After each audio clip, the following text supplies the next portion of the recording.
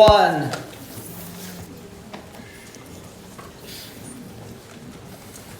What is the formal charge on that oxygen right there? Well, how many valence electrons does oxygen have? 6. So 6 minus 1, 2, 3, 4. We just count all the lone pairs, and then we just count bonds. So we have 4 electrons. 1, 2, 3, 4, 5, 6. 6 minus 6 equals 0. Now, you were taught in general chemistry, there's this formula with a 1/2 in there somewhere, and I don't remember that. This is so much faster. Count lone pairs and bonds, boom, you're done. But if you want to use that formula that you learned in Gen Chem because you're more comfortable with it, then it will work. Okay? But, when you start having to prepare for standardized exams and whatnot, speed. Can you do things efficiently? Because some standardized tests aren't testing to see if you can do it per se. They call it quantitative reasoning. One little aspect of your standardized exams. It's not called a math test. It's because they're seeing if you can see patterns. Do you know tricks and whatnot? Okay? So I like to do it this way. It's faster for me. Okay, how many lone pair or valence electrons does nitrogen have? We know it has 5. All right. And so we know 5 minus x equals what? The -1. That's the formal charge. Okay. So what does it have to have in order to make that work? Well, we already see that we have a hydrogen right there. So if I'm counting, and what does the x need to be? It needs to be 6, right? So I already see that there's a nitrogen-hydrogen bond, so that's 1, 2. So I need 4 more, right? So 3, 4, 5, 6. So that has 2 lone pairs. So if we clean that up a little bit, what would that look like? We would say, slip it in right there, okay? That brings up a point that I saw on the discussion board. Okay, someone drew a alcohol like this. They put the lone pairs there and there. All right, I don't like that too much. Because contrast that to what I would do.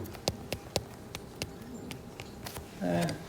So what we're doing here is that we're forming a bond with this carbon to that oxygen. There's already 2 electrons in between the carbon and the oxygen atom.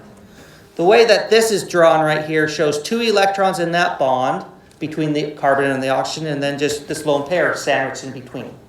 Okay, I know I'm being a little picky on that one. But no.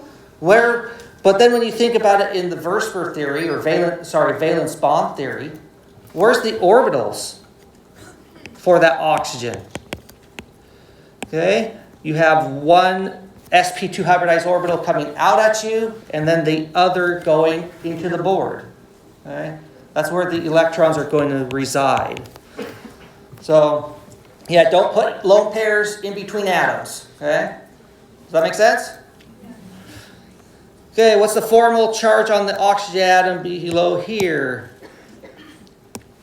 Well, 6 valence minus 1, 2, 3, 4, 5, 6, 7. -1. And then question 4. What's the formal charge on the nitrogen atom? 5 minus 1, 2, 3, 4, 5, 6. So that's -1.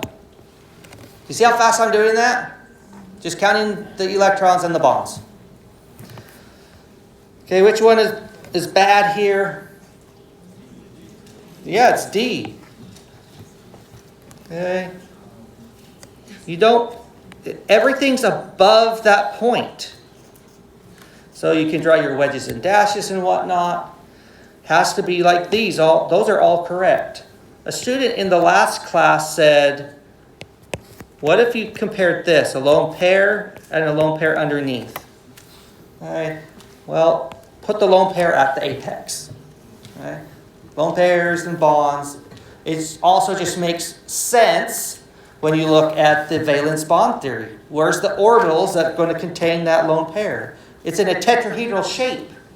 All right? We have already two orbitals in the same plane. So the other two orbitals have to be out at you and away from you.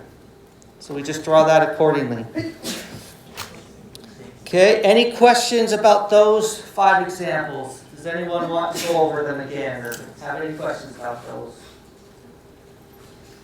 No? Okay, so now let's have you guys work. Let's get rid of the answers first, and then you guys can answer these questions here.